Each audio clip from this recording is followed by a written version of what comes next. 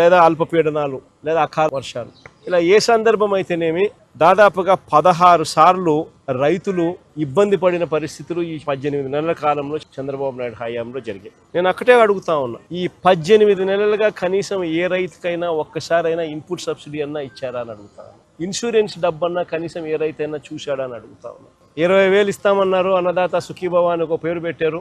2 ఏళ్ళకి కలిపి 40,000 ఇచ్చింది ఎంత అని చూస్తే అరకొరగా 5,000. అంటే పూర్తిగా రైతును వెన్ను విడిచారు. ఉచిత పంటల బీమా ద్వారా ఇన్సూరెన్స్ సొమ్ము వచ్చేది. అలాంటిది దాదాపుగా చెప్తా ఉన్నారు కథలు. 3.5 ఎకరాలు ఉంటే దాదాపుగా 70,000, 66,000 ఇన్సూరెన్స్ డబ్బులు గతంలో అందుకున్న పరిస్థితులు చెప్పుకుంటా ఉన్నారు, రైతులు గుర్తు చేసుకుంటా ఉన్నారు. అది కూడా ఈ పొద్దు రైతులకు రాకుండా పోయింది. ఏ రోజు ఏ రైతు కూడా పంట నష్టం జరిగితే ఇబ్బంది పడే పరిస్థితి రావాల్సి వస్తుంది అని ఏ రోజు ఏ రైతు అధైర్యపడాల. గతంలో వైఎస్ఆర్సీపీ ప్రభుత్వ హయాంలో ప్రతి రైతుకు ఒక భరోసా ఉండేది. పంట గన నష్టం జరిగిందనంటే జగనన్న ఉన్నాడు, ఉచిత పంటల బీమా ఉంది, వెంటనే మాకు డబ్బులు వస్తాయి. పంట నష్టం జరిగినా కూడా అన్న తోడుగా ఉంటాడు, ఉచిత పంటల బీమా చేశాడు, మాకు ఆదుకుంటాడు అని ప్రతి రైతుకు ఒక భరోసా ఉండేది. అన్న ఉన్నాడు, సీజన్ ముగిసేలోగానే ఇన్పుట్ సబ్సిడీ మా చేతికి డబ్బిస్తాడు, మరుసటి సీజన్ పోయేసరికి మళ్ళీ చేతిలో డబ్బులు ఆడతాయి, మా చేతిలో డబ్బులు వస్తాయి, ఆ డబ్బుతో మళ్ళీ మరుసటి సీజన్కు మళ్ళీ పంటలు వేసుకునే పెట్టుబడికి పెట్టే పరిస్థితి మాకు ఉంటుంది.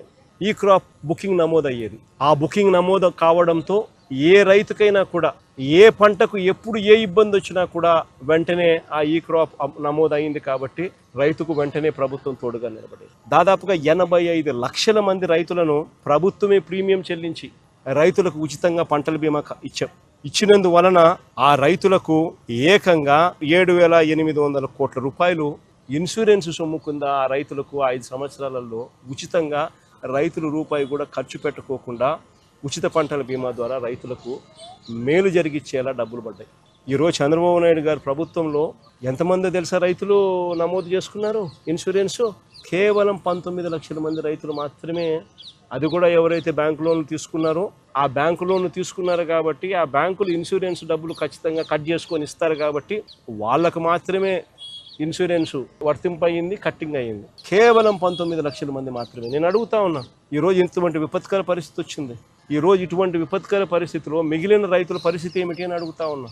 నీ తప్పిదం వల్ల రైతులకు ఈరోజు ఇన్సూరెన్స్ డబ్బు రావడంలా. ఈరోజు ప్రతి రైతుకు నువ్వు ఎలా పలికినా ఎలా పలకపోయినా కూడా ఉచిత పంటల బీమా కన్నా నువ్వు గన డబ్బు కట్టి ఉండింటే, వైఎస్ఆర్సీపీ ప్రభుత్వం మాదిరిగానే కట్టి ఉండింటే ఈ పొద్దు ప్రతి రైతుకు, నష్టపోయిన ప్రతి రైతుకు ఎకరాకు కనీసం 20,000 రూపాయలు పైచిలకు రైతుకు చేతిలో కనపడేది. కాబట్టి ఖచ్చితంగా ఆ ఇన్సూరెన్స్